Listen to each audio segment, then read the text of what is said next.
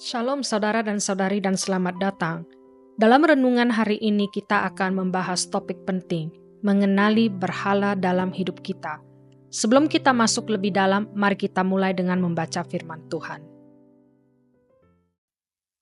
Amsal pasal 3 ayat 5. Percayalah kepada Tuhan dengan segenap hatimu dan janganlah bersandar kepada pengertianmu sendiri.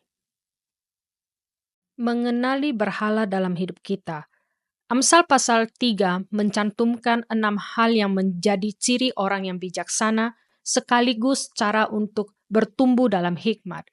Yang pertama adalah percaya kepada Tuhan.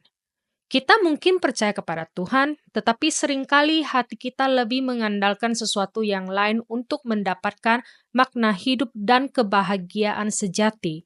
Itulah yang sebenarnya menjadi Allah kita yang sesungguhnya.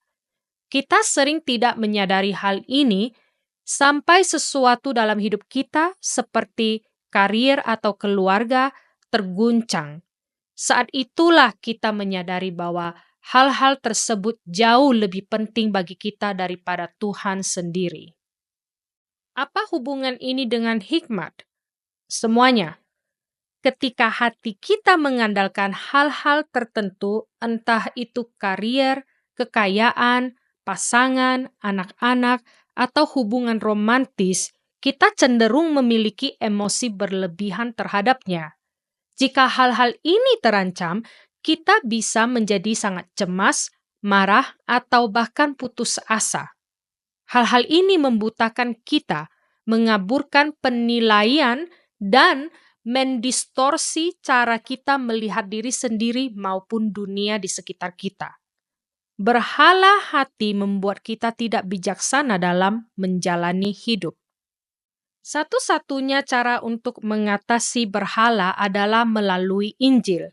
Kita tidak perlu lagi membuktikan nilai diri melalui kesuksesan, hubungan, atau pencapaian karena kita sudah dibenarkan oleh kasih karunia melalui iman kepada Yesus. Seperti yang tertulis dalam Roma pasal 3 ayat 21 sampai ayat 24.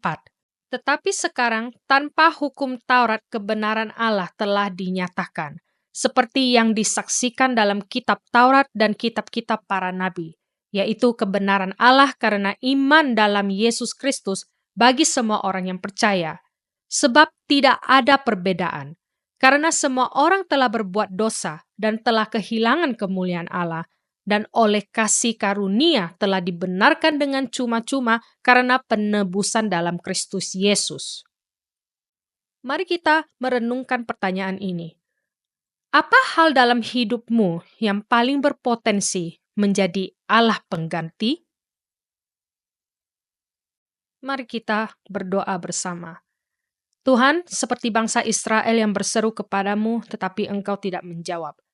Karena mereka belum meninggalkan berhala mereka, seperti yang tertulis Hakim-Hakim pasal 10 ayat 10 sampai ayat 18. Kami pun sering mendatangimu tanpa benar-benar meninggalkan berhala dalam hati kami. Tolonglah kami untuk menemukan segala sesuatu hanya di dalam-Mu dan bukan pada hal-hal lain. Amin.